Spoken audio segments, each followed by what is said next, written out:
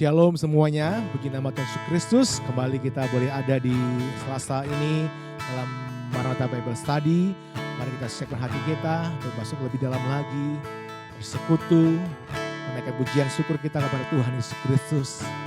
Bila Dia menjadi yang terutama dalam setiap langkah hidup kita. Terima kasih Tuhan, terima kasih Bapa. Kami bersyukur kepadamu. Kami mengucap syukur buat kebaikan. Engkau segalanya. Engkau yang terutama Tuhan Yesus. Yang terutama di dalam hidup ini. Meninggikan nama Yesus. Yang terutama di dalam hidup ini memuliakan namamu. Haleluya, haleluya. Saya cinta Yesus. Haleluya, haleluya, saya cinta Yesus.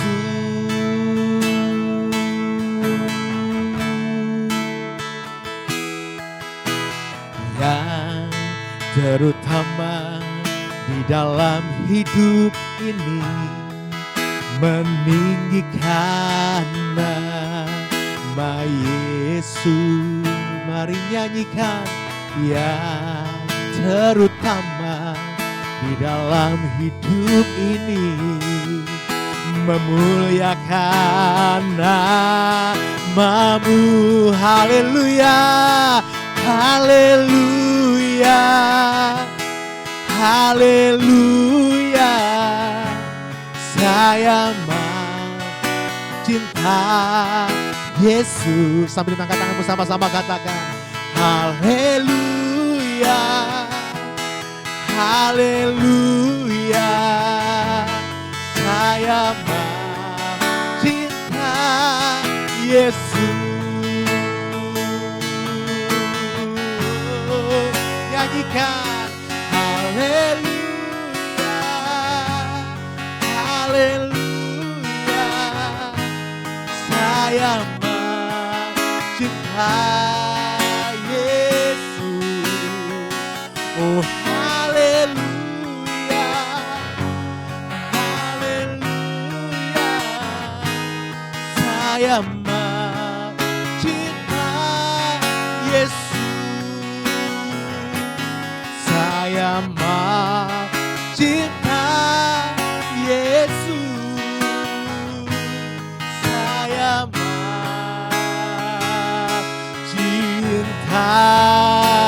Yesus.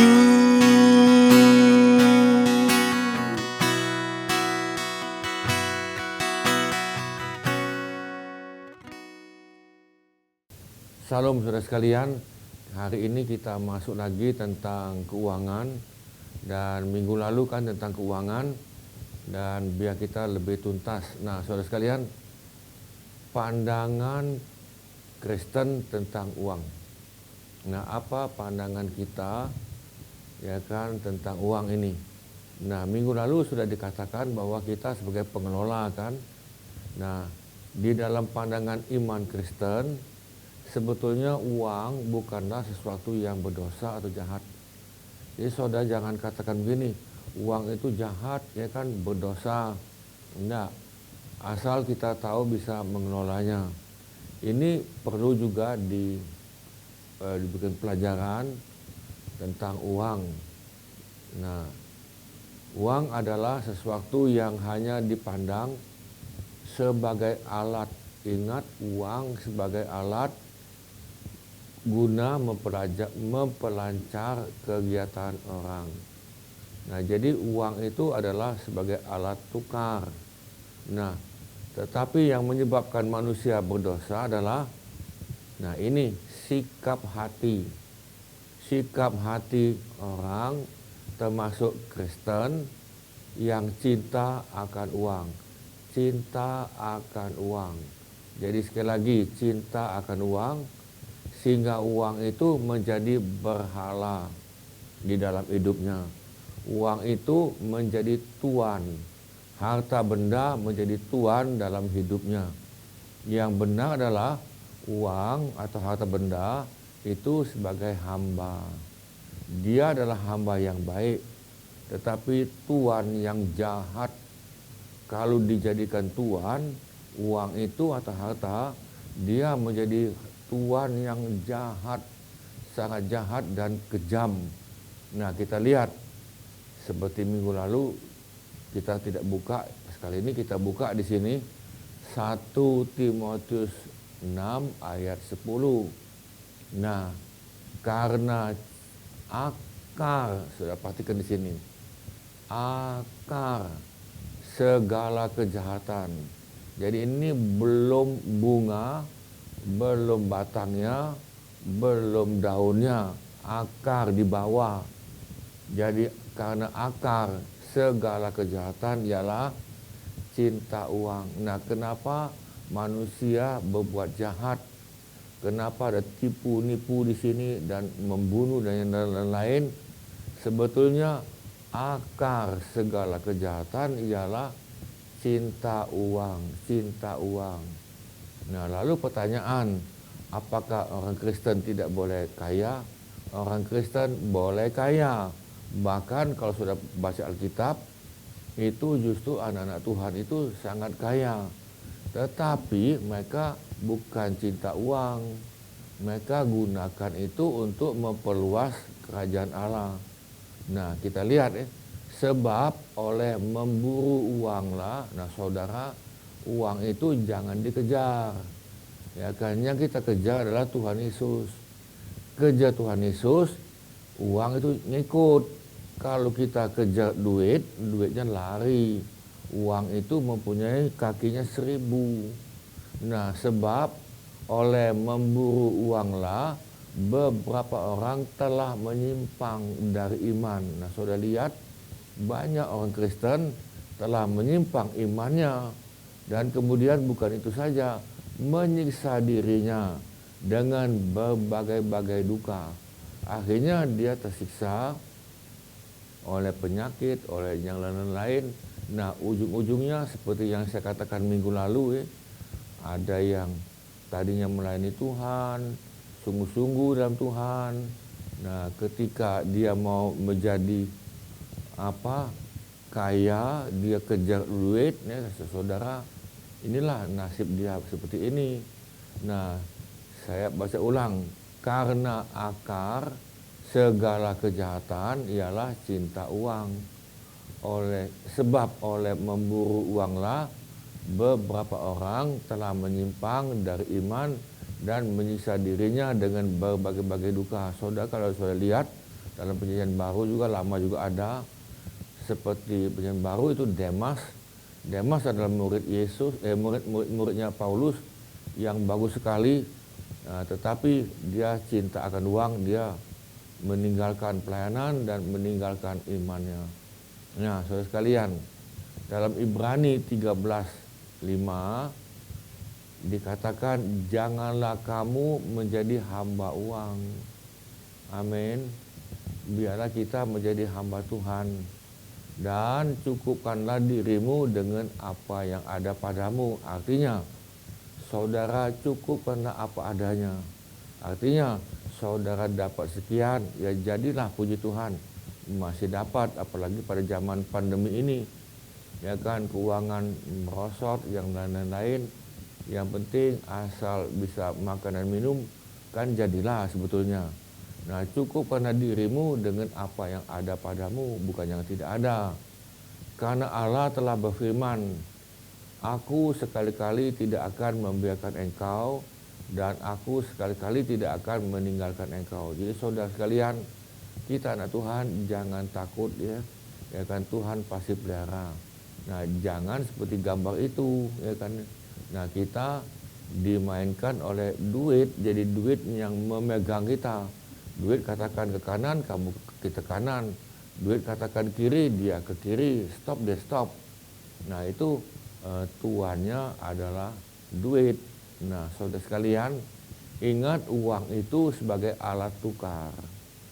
Alat tukar selama kita masih hidup. Yang kedua, sebagai modal kerja. Kita butuh untuk usaha dagang, untuk usaha apalagi sebagai modal kerja. Nah uang itu sebagai alat pemenuh kewajiban. Nah ini tadi. Nah kita lihat masuk lagi. Siapa yang harus megang duit uang ini? Nah minggu lalu kita sudah belajar tetapi belum dijelaskan siapa yang megang duit ini.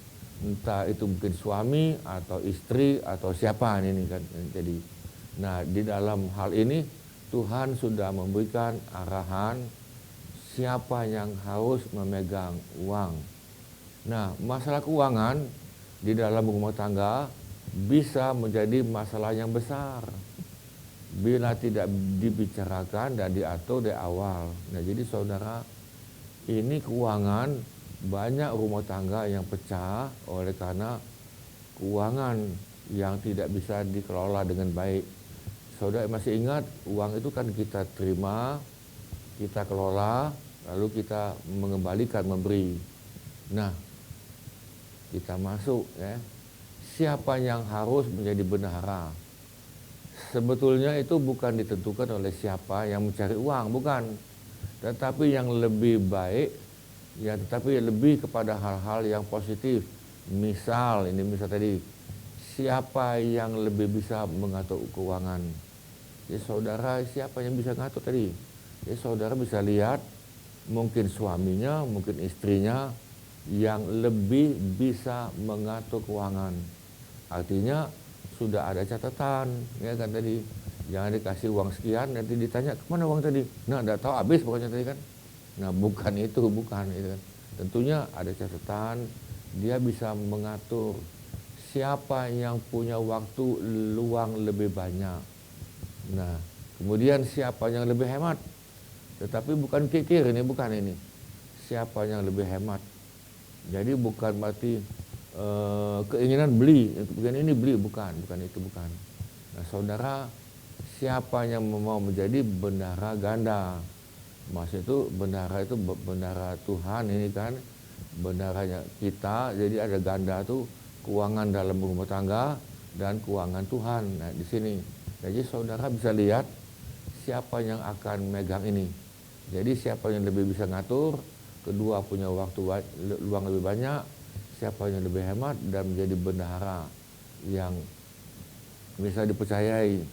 Nah timbul pertanyaan, siapa yang harus memutuskan membeli sesuatu? Jadi dalam rumah tangga kita tidak bisa yuk beli ini, yuk beli itu, tidak bisa. Ingat, kita ada kesatuan dalam rumah tangga, ada kemandirian dalam rumah tangga. Nah jadi untuk membeli sesuatu itu berunding, ya kan, berunding, jangan diam-diam. Nah keputusan tentang penggunaan uang seharusnya diambil dan diputuskan bersama-sama. Jadi duduk dulu kan, bicara dulu. Oh ya kita mau beli ini kan nih. Jangan gonta-ganti TV, gonta-ganti sofa, tiap tahun ganti, ya kan, tiap tahun mesti ngecat, ya kan. Nah kita bukan model itu, saudara. Yang mana bisa dihemat, kita hemat sesuai dengan kebutuhan. Nah, penggunaan uang yang benar.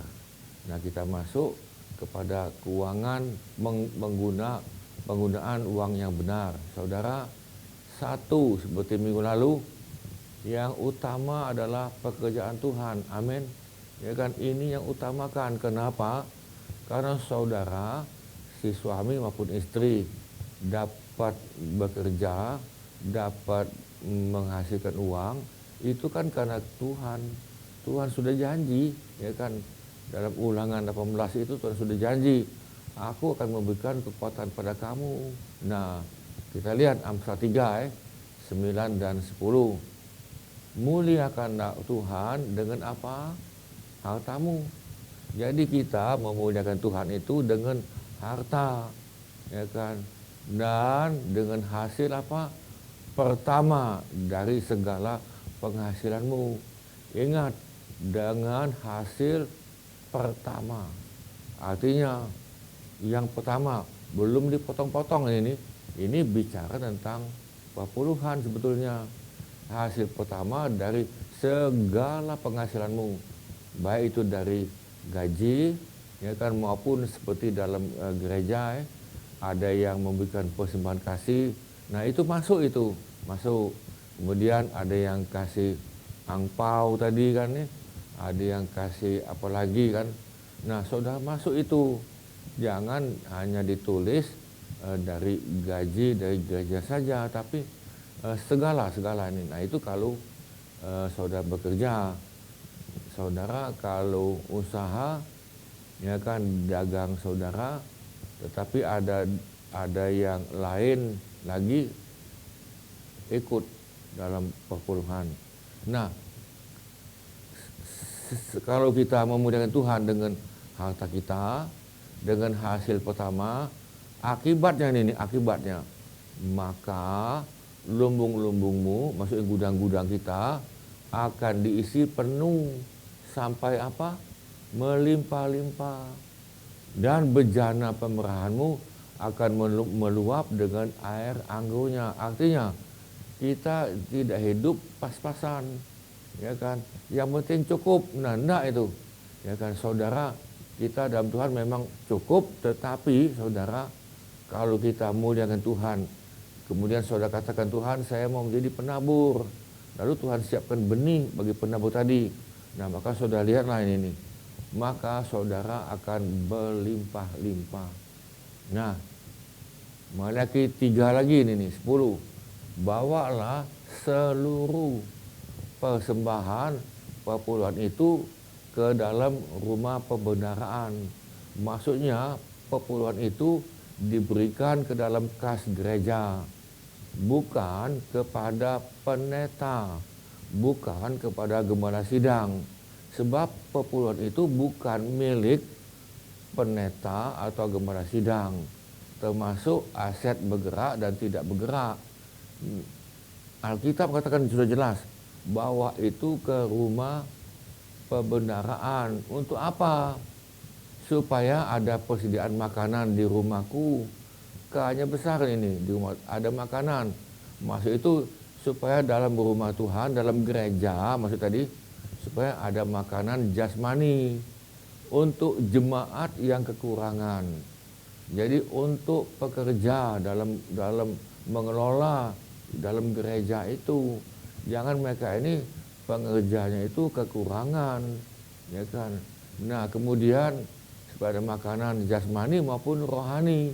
Kalau perut mereka tadi cukup makan, maka saudara, imam itu tidak minta makan dengan Tuhan.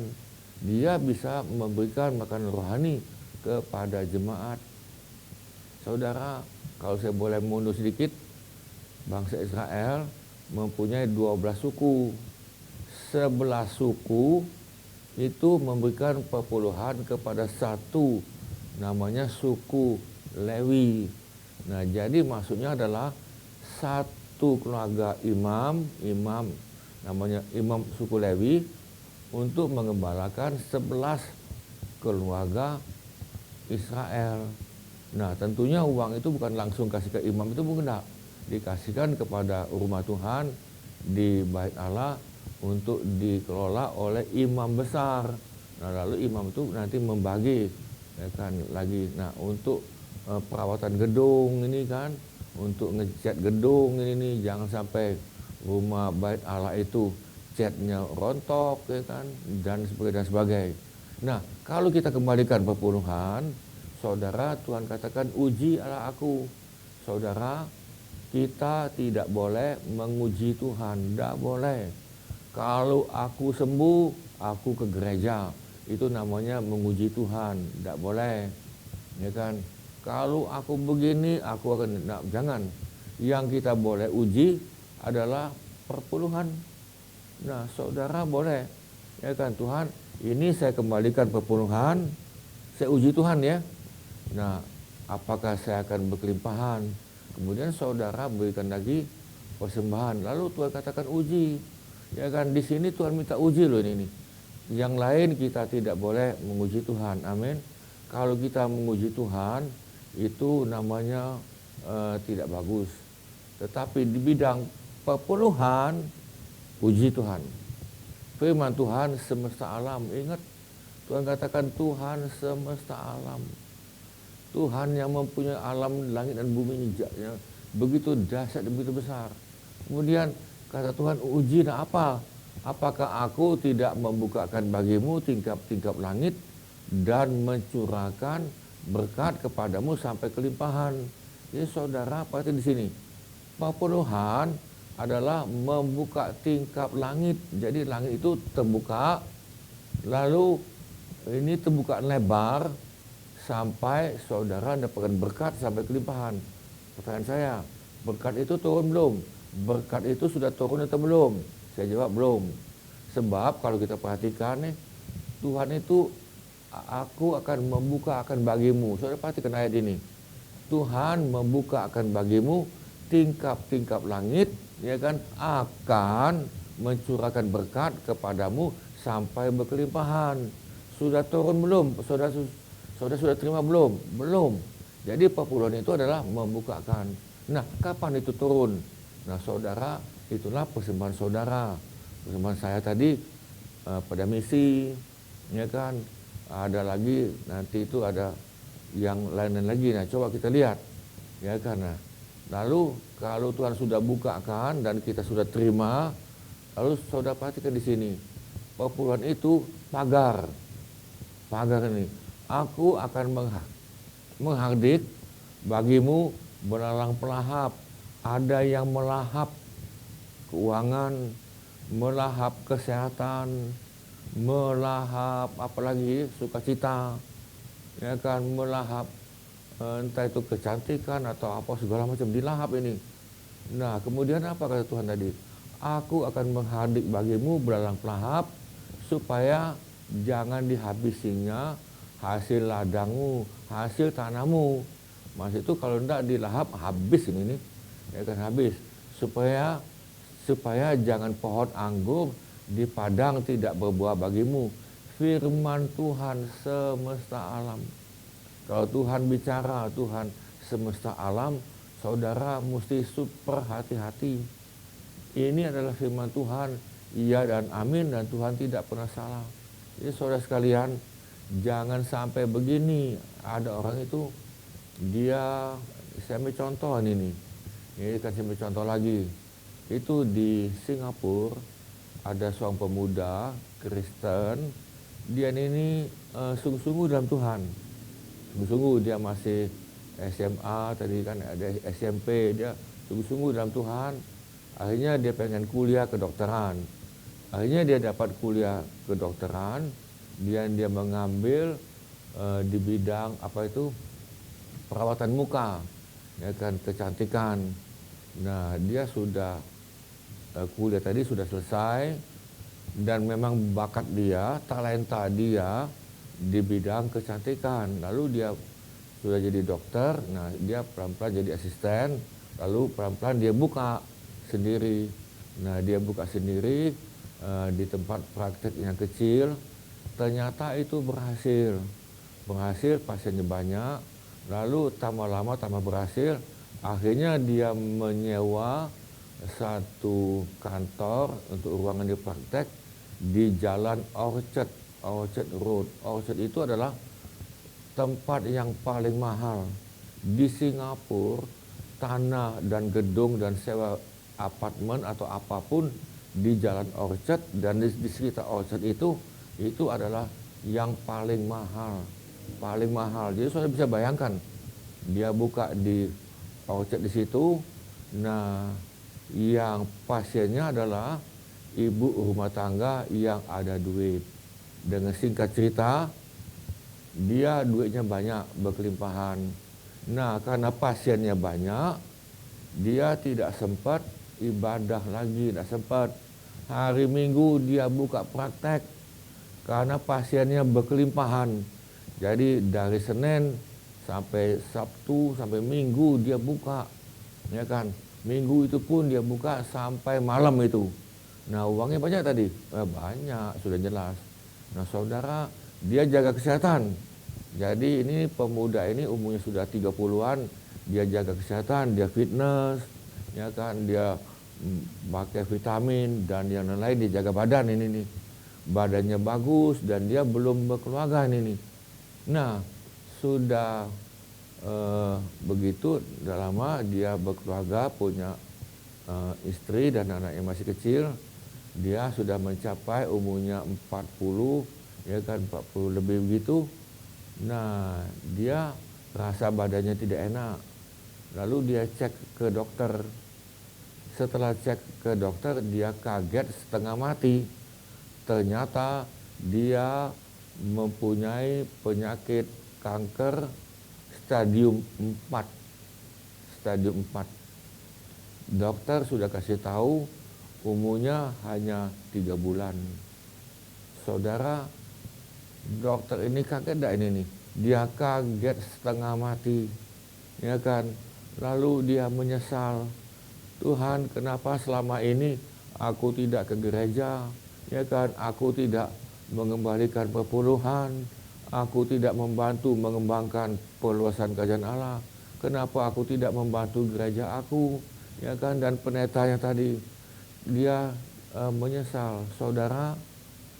Nah, inilah yang dikata tadi, belalang pelahap menghabiskan hasil tanah, dan kemudian pohon anggur di ladang tidak berbuah.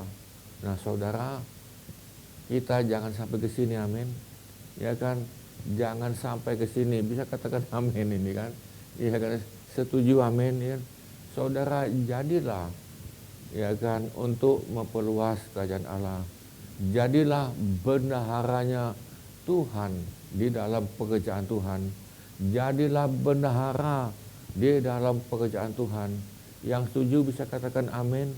Nah, saudara, akhirnya dokter ini, ya kan, mau tidak mau terpaksa tutup, ya kan, karena sakit. Dia rajin ke gereja, ya kan, dia rajin berdoa, lalu dia minta pendetanya datang terus, ya kan, untuk dihibur tadi, untuk diberikan kekuatan, untuk didoakan ini, dan dia sangat rajin. Nah, saudara, walaupun sangat rajin, saya tidak tahu kenapa rencana Tuhan, akhirnya dia tetap meninggal. Sebelum dia meninggal, dia tulis pesan yang saya katakan tadi itu. Jangan seperti dia, ya kan? Akhirnya istrinya jadi janda muda yang kaya, anaknya masih kecil. Nah, jadi saudara sekalian, kita jangan seperti itu. Ini contoh yang tidak baik. Nah, kita masuk di sini. Saudara, uang itu satu tadi untuk pekerjaan Tuhan. Ingat, uang itu satu untuk pekerjaan Tuhan. Yang kedua, untuk keluarga dan diri sendiri. Jadi jangan dibalik, nomor satu untuk keluarga dan untuk diri sendiri. Bukan itu nomor satu. Bisa katakan amin. Lalu untuk pekerjaan Tuhan, nomor penghabisan di bawah. Aduh, janganlah jangan ini. Nah, saudara, urutannya adalah kita lihat 1 Timotius 5:8. Tetapi jika ada seorang tidak memelihara saudaranya, apalagi isi rumahnya, orang itu murtad dan lebih buruk daripada orang yang tidak beriman. Artinya gini, saudara dapat uang untuk keluarga saudara. Kemudian siapa tahu mungkin ini kan, dalam keluarga saudara itu perlu kita bantu. Ya kan, ada yang susah kan, ada yang mau sekolah, ya kan, tidak bisa sekolah. Nah, saudara bisa bantu sedikit, ya bantulah ini. Jadi saudara, kita jangan tidak bisa memelihara sanak saudaranya. Kita perlu memelihara sanak saudara kita, perlu. Nah, kemudian yang ketiga, uang tadi untuk sesama. Galatia 6:10. Karena itu selama masih ada kesempatan, selama masih ada waktu, marilah kita berbuat baik kepada siapa? semua orang, tetapi terutama kepada kawan-kawan kita yang apa? Seiman. Saudara, kita perlu membantu saudara kita yang seiman, yang hidup dalam kekurangan. Nah, prinsip-prinsip pengaturan keuangan. Nah, ini ada lagi prinsip, saudara, kita masuk di sini. Nah, seperti minggu lalu saudara sama, dan ini lebih diperluas. Saudara pahami kondisi keuangan saudara, paham dulu. Kemudian yang kedua, jangan lupa buat anggaran dan catatan pengeluaran. Nah, ini tadi saudara 1 bulan gaji saudara sekian, buat anggaran. Nah, ini yang pertama perpuluhan, yang kedua misi, ya kan, atau persembahan sebulan. Nah, yang ketiga ini baru untuk bahan pokok, jadi misalnya beras dan sebagainya. Nah, ketika saudara keluarkan ini tadi, buat catatan, ya kan, kalau ada notanya juga lebih bagus. Nah, buat nota tadi, ya kan, dan lalu ditunjukkan, umpama tadi istri yang memegang keuangan tadi, umpama istri sebagai bendahara megang keuangan, dia pegang ini, maka dia berikan tahu pada suaminya. Nah, ini ya kan, dia sudah beli, yuk ini kan sama-sama tadi, sama-sama sudah setuju. Nah, ini dia sama-sama. Nah, kemudian saudara mesti bisa bedakan pengeluaran menurut kepentingan. Nah, yang mana kewajiban? Saya jawab, kewajiban itu adalah perpuluhan dan persembahan, amin. Nah, kebutuhan itu, kebutuhan saudara, ini kebutuhan ini. Nah, kemudian saudara mesti bedakan yang mana keinginan. Ya kan, kalau ingin, saya mau tanya, saudara ingin tidak beli mobil? Ya ingin semua kan. Apakah butuh? Oh, belum tentu ini kan. Saudara, apalagi rumah besar lagi kan. Ingin tadi, tapi saudara butuh enggak? Nah, saudara tahu perawatannya kan berat. Nah, kemudian untuknya kemewahan. Nah, saudara mesti bedakan ini. Yang mana kewajiban, kebutuhan, keinginan, dan untuk kemewahan. Nah, yang keempat, biasakan menabung. Saudara sudah semua keluar tadi habis, saudara ada untuk nabung. Walaupun sedikit, umpama tadi, saudara bisa nabung setiap bulan 100.000, tidak apa-apa, ya kan, 100.000 tabung tadi kan. Nah, kalau sudah setahun kan 1.200.000 tadi kan. Nah, kalau 2 tahun berapa? Ya kan, siapa tahu bisa nabung di atas 100.000 ini kan. Nah, saudara biasakan menabung. Nah, nabung ini saudara bukan menabung di jalan-jalan. Oh, nanti saya nginep di hotel ini, saya mau jalan-jalan ke sana tur ini. Itu nabung apa? Itu bukan nabung itu. Maksudnya itu nabung di dalam, mungkin saudara taruh di bank juga boleh tadi. Nah, saudara belajar hidup sederhana. Apa yang ada cukup, tidak usah yang wah-wah tadi kan. Ya kan, dia mesti beli HP sekian yang mahal, bajunya yang mahal, pakai mereknya terkenal ini kan nih. Ya kan, saudara tidak usah. Ya kan. Nah, saudara, orang tahu bahwa saudara seperti itu. Ya kan, cukup hidup sederhana. Bisa katakan amin. Nah, saudara sekalian, Filipi 4, 11 dan 13, ku katakan ini bukanlah karena kekurangan, sebab aku telah belajar mencukupkan diri dalam segala keadaan. Ini Paulus ini nih. Dalam Filipi di mana dia menderita, Paulus katakan dia sudah biasa dalam kekurangan. Kemudian dia katakan, aku telah belajar mencukupkan diri dalam segala keadaan. Saudara bisa lihat, Paulus berjalan naik kapal sampai pecah, segala macam. Dan dia kerja untuk pelayanan. Bukan karena pelayanan dia terima duit. Bukan. Aku tahu apa itu kekurangan. dan aku tahu apa itu kelimpahan.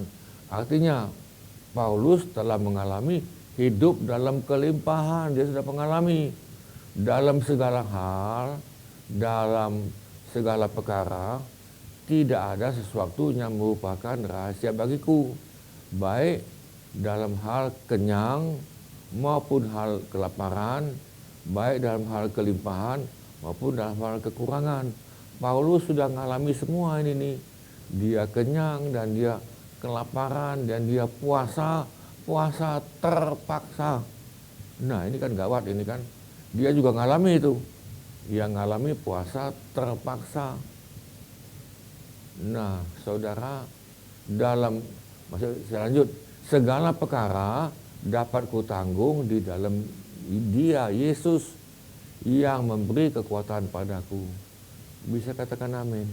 Coba kita belajar seperti Paulus, hidup sederhana. Ya kan? Mereka tahu siapa itu Paulus, mereka tahu. Nah, sekarang kita buat neraca keuangan. Ya kan, ini kita buat neraca keuangan. Nah, saudara, pandangan Kristen tentang uang, ingat, uang kita pandang sebagai apa?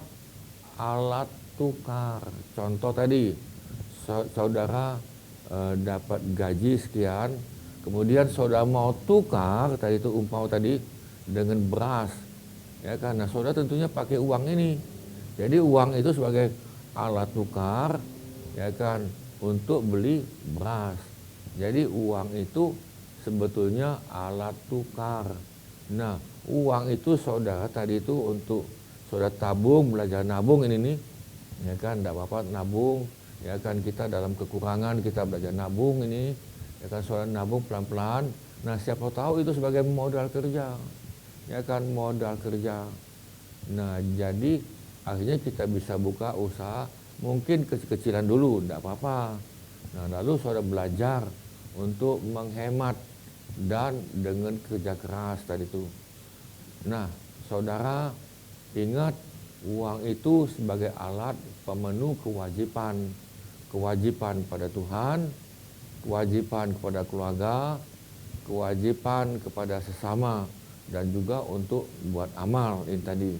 Nah, saudara, itulah pandangan Kristen tentang uang. Jadi uang itu bukan kita kejar semakin banyak, lalu itulah namanya gambar diri. Oh, gambar diri saya banyak duit. Lalu masyarakat menilai bahwa saudara orang kaya. Nah, saudara, gambar diri kita bukan itu.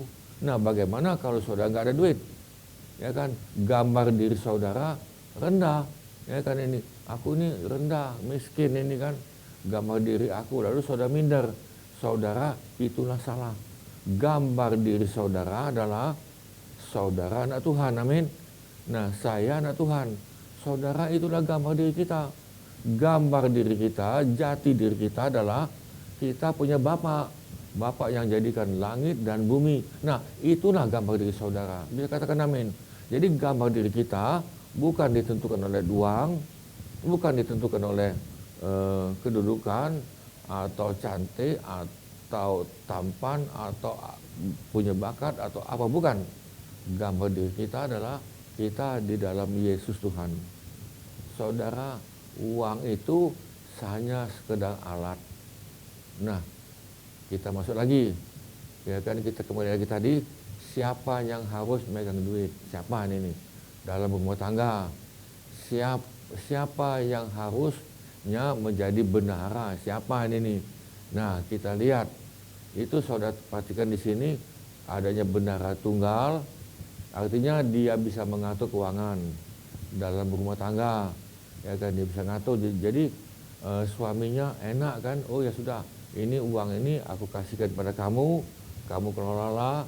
Lalu suaminya tidak curiga, tidak apa-apa ini kan, sudah, karena sudah ada laporan, ya kan, terima berapa, keluarnya berapa, ya kan, ada sisanya berapa. Jangan begini yang saya kata tadi. Nanti sudah akhir bulan dia tanya, ya kan, Mi, duit ini kemana? Jangankan akhir bulan, barulah 2 minggu ini nih, uangnya habis dia bilang tadi. Nah, kamu kemana ini nih? Ada catatan? Nggak ada dia bilang. Nah saudara, ini jangan ya. Jadi saudara sebelum saudara nikah, ya kan sudah biasakan buat catatan. Ya kan, buat catatan kecil itu kan. Beli buku kecil ini kan, saudara terima sekian, ya kan. Nah ini saudara sudah mulai ini nih. Sebelum nikah, oh dibuat ini, dibuat ini, dibuat ini. Oh iya, jadi uangnya ke sini. Nah apalagi ini pengalaman saya nih, kalau saya keluar kota, saya ada duit tadi, saya buat catatan itu, uangnya sekian. Terus saya tadi kemana tadi? Oh ya saya beli ini, ya kan. Saya tadi makan siang ini.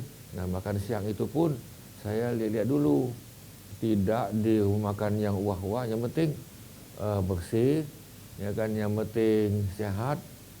Lalu cukup yang makan sederhana, sudah saya juga makan. Ini kalau saya keluar kota, dalam usaha dagang dulu atau dalam pelayanan juga sama ini nih, ya kan. Nah, jadi saudara buat catatan. Nah jadi saya bisa tahu ini nih. Nah memang istri saya tidak minta catatan itu, uangnya kemana? Enggak, dia tidak minta, tapi saya yang buat. Nah saudara, siapa yang punya waktu luang lebih banyak? Jadi kalau di rumah, ya siapa tahu istri saudara tidak kerja tadi kan. Tapi saudara perhatikan, jangan katakan istri saya tidak kerja. Apa jabatannya? Rumah tangga.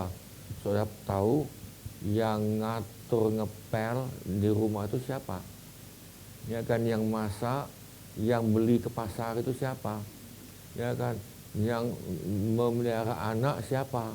Sebetulnya istri itu, rumah tangga itu bukan dikatakan tidak ada pekerjaan. Kerja dia lebih berat daripada si suami. Nah jadi saudara, walaupun demikian, dia ada waktu untuk menulis catatan ini. Oh ya, dia belikan beras sekian, ini tadi kan ada nota, kadang-kadang nggak ada nota, ya tulis dan sekian ini kan. Mungkin tadi naik beca tadi sekian, beli minyak ini sekian ini kan. Dan dia tulis tuh, ya kan, tulis. Jadi kan ketahuan. Nah saudara sekalian, lihat lagi siapa yang lebih hemat, si suami atau istri.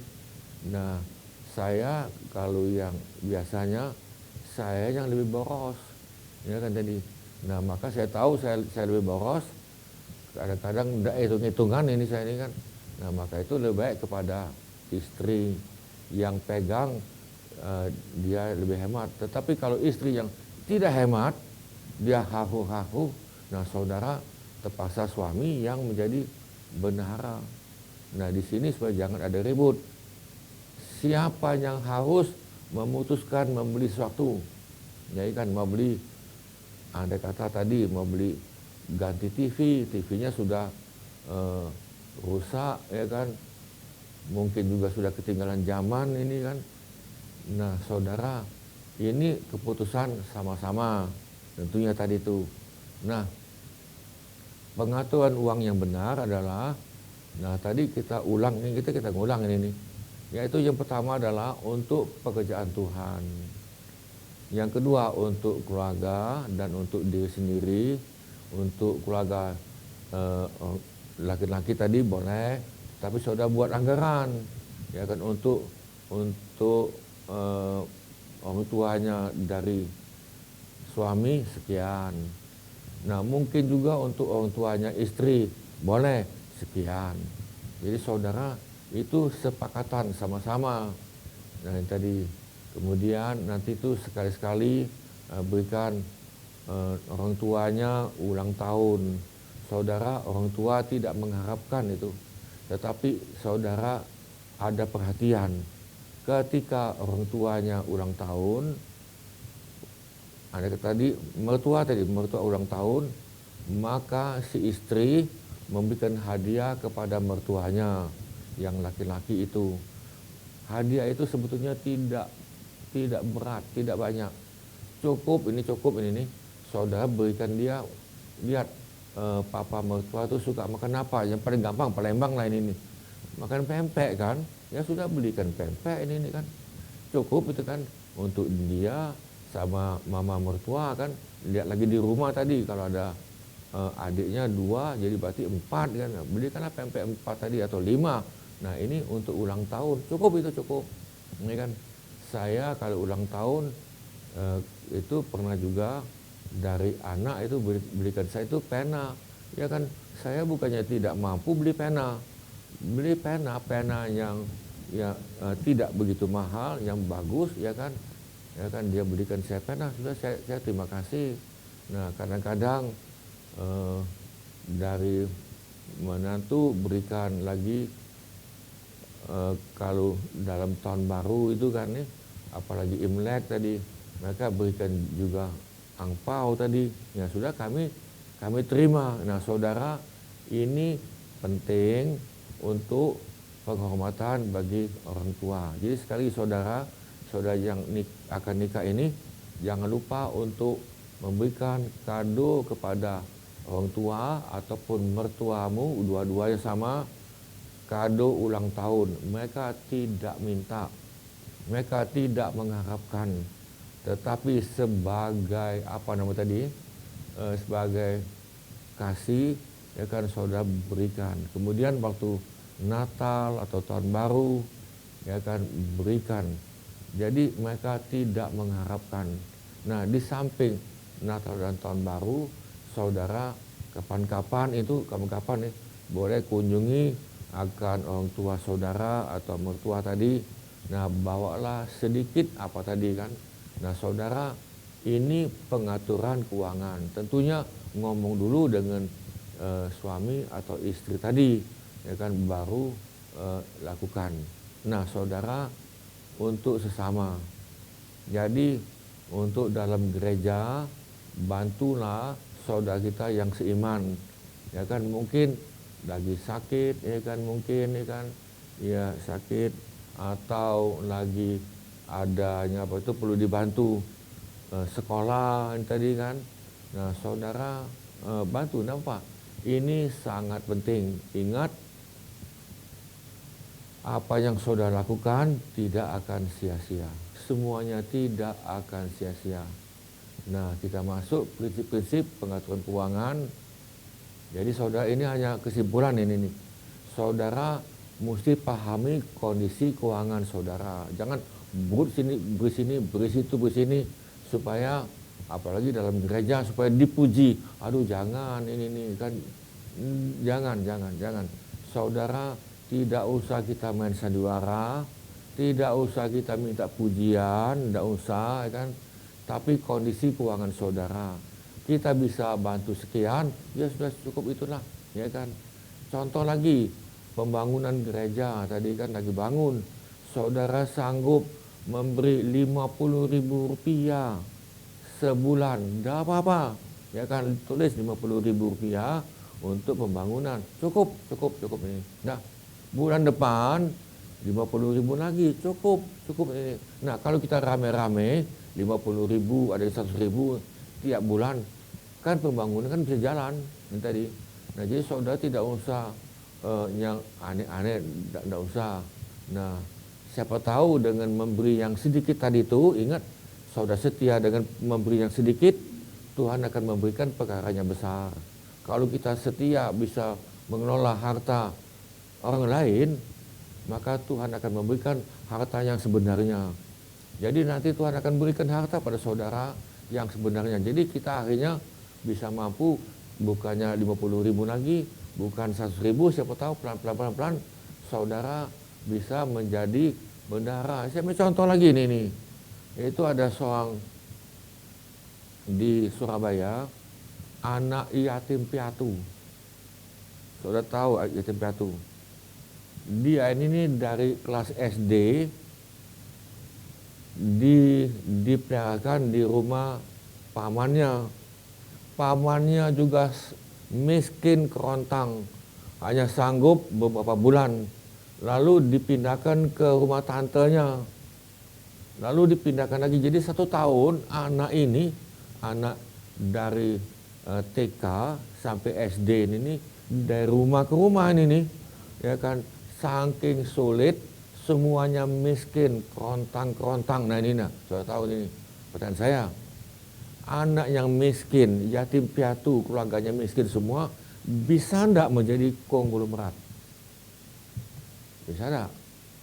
Ayo, bisa enggak dia menjadi orang yang kaya, menjadi konglomerat ini nih? Nah, mungkin saudara akan berpikir, mungkin iya, mungkin enggak ini nih. Saya jawab, anak itu sudah jadi besar, kebetulan saya kenal. Dia datang beberapa kali ke gereja kita, ya kan.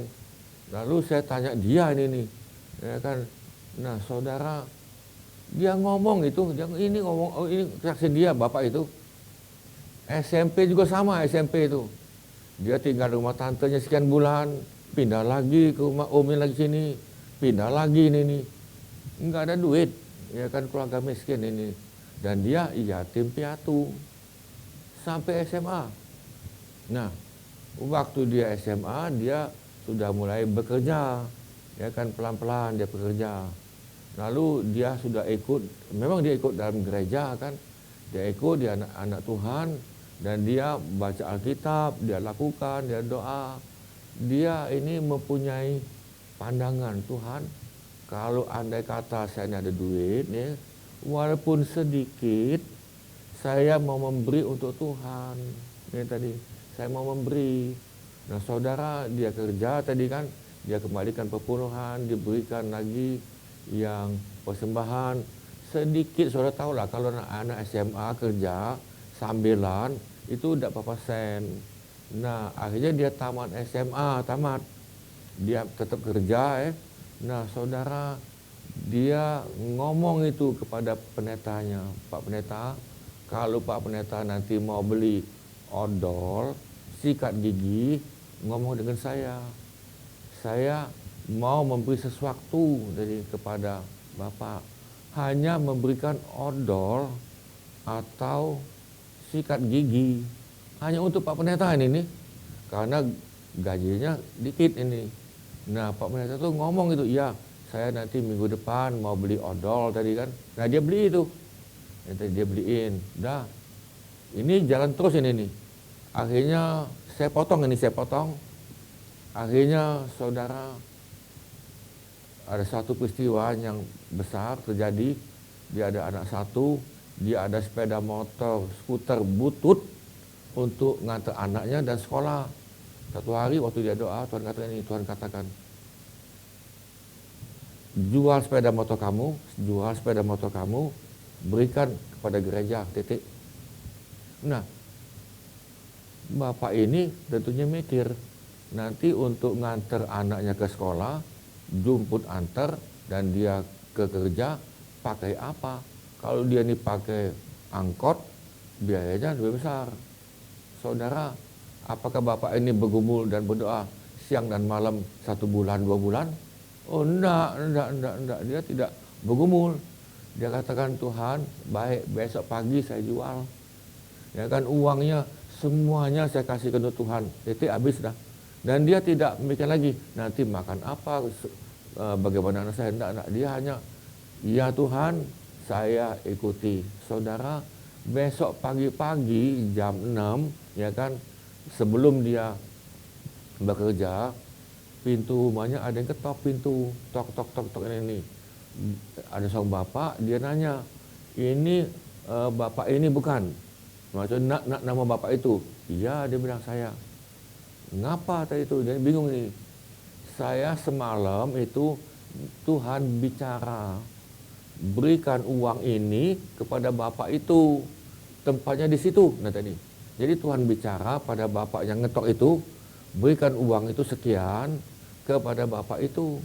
Dia tidak kenal, dua-duanya tidak kenal ini. Lalu dia berikan uang itu, ambillah tadi. Nah, saudara tahu berapa jumlah uang itu? Uang itu jumlahnya 4 kali, pokoknya berkali-kali daripada kalau dia jual sepeda motor butut tadi itu. Nah, jadi skuternya butut itu kalau dia jual uangnya berkali-kali. Memang dia jual, akhirnya dia beli sepeda motor yang bagus. Nah, kemudian uang itu sebagian dia berikan kepada pendeta. Nah, saya singkat ini. Lalu pelan-pelan bapak ini kerjanya dinaikkan oleh bosnya, dia ngomong, Pak Pendeta, dia tahu Pak Pendetanya itu kadang rapat itu ke Jakarta. Nah, Pak, kalau Bapak berangkat ke Jakarta, ada rapat atau kemanapun, kasih tahu saya bisa berikan ongkos transport hanya sekali, Surabaya, Jakarta. Yang tadi, sudah. Nah, saudara pelan-pelan Bapak ini diberkati Tuhan, lalu dia ngomong, Pak, saya ini ada duit ini nih, saya mau Bapak dengan istri ke Jakarta untuk kalau ada untuk liburan. Dia kasih uang itu, tiket bolak-balik, ya kan sudah. Saya singkat ini, pelan-pelan keuangannya diberkati sampai dia ngomong, Pak, saya mau berkati Bapak, nanti Bapak bawalah satu keluarga ke Singapura itu. Tiket bolak-balik dan tinggal di hotel, saya bayar. Nah saudara, akhirnya dia tiap tahun ini Bapak ini, dia bisa membiayai Bapak itu. Dia tanya, Pak Pendeta mau kemana ini nih? Ya kan ngomong aja nih mau kemana ini. Dia kadang Pak Pendeta ngomong, iya sih dia mau ke Amerika, dia mau ke Eropa. Pokoknya saudara, saya dengan singkat ini, akhirnya Pak Pendeta ini dia bisa biayai bolak-balik dan yang lain. Saudara tahu Bapak ini nih. Bapak ini memang sudah pindah ke Jakarta, dia mau jadi konglomerat. Saya sudah ketemu dia di Jakarta juga beberapa kali. Saya cuma datang hanya ngobrol itu. Hanya ngobrol, Pak, kita ngobrol, Pak, ya ini. Sampai dia tanya, Bapak ada keperluan apa? Saya bilang, enggak ada, saya tidak ada keperluan apa-apa, enggak ada ini. Ya maksud itu apakah saya minta bantuan? Enggak, saya bilang enggak. Ya kan, enggak. Nah lalu saudara, saya tanya dengan sekretarisnya itu.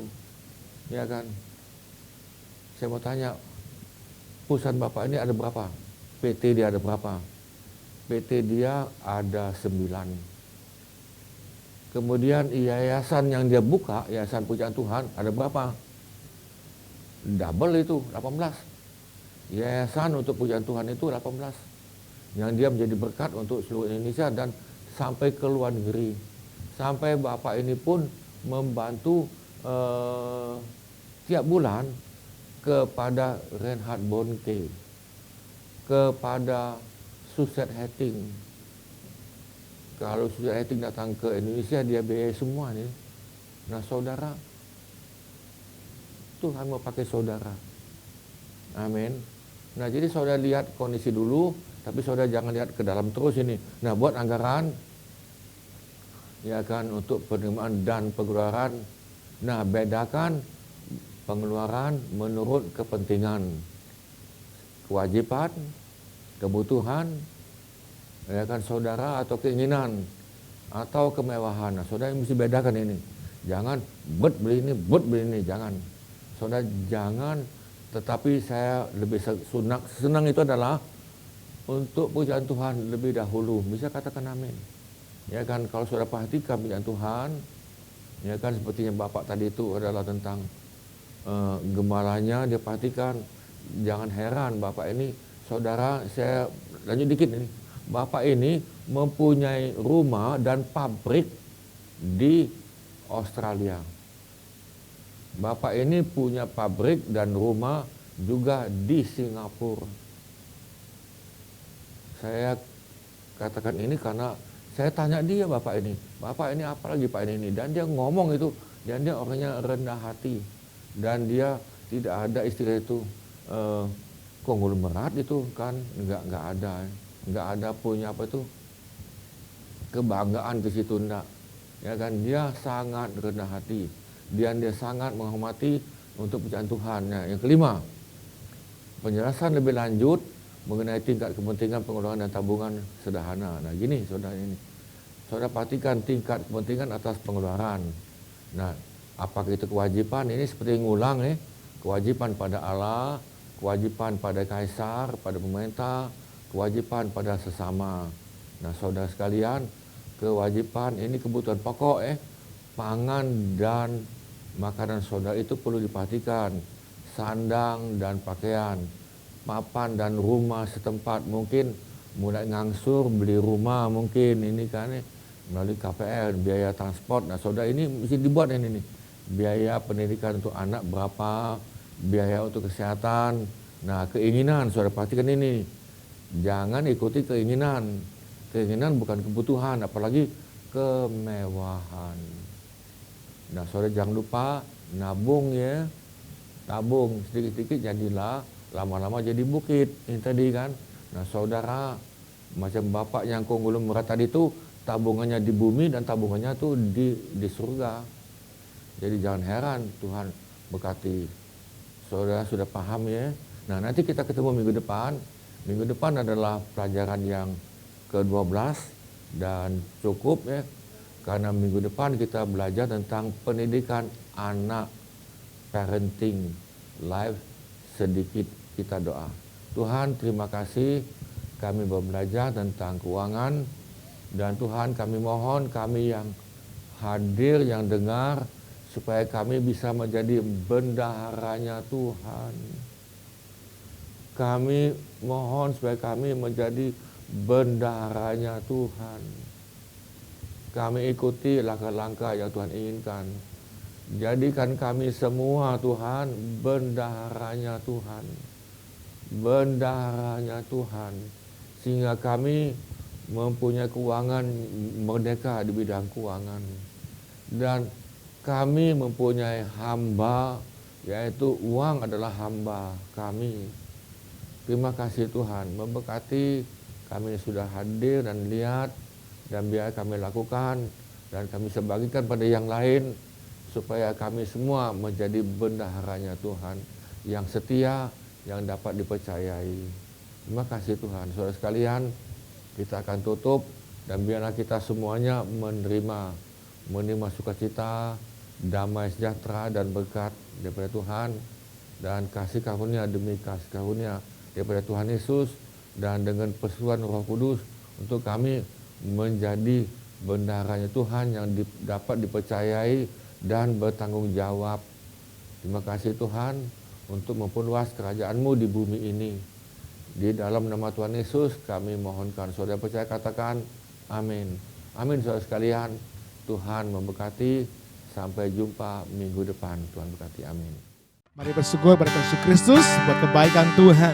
Bahwa firman Tuhan yang ditabur hari ini berbuah atas setiap hidup kita. Mari kita mengakhiri MBR hari dengan ucapan syukur pada Tuhan Yesus Kristus. Haleluya, haleluya. Terima kasih Yesusku buat anugerah yang Kau beri. Sebab hari ini Tuhan adakan syukur bagimu. Mari nyanyikan terima kasih. Terima kasih Yesusku buat anugerah yang Kau beri. Sebab hari ini Tuhan adakan syukur bagimu. Sebab malam ini Tuhan adakan syukur bagimu. Sebab hari ini Tuhan adakan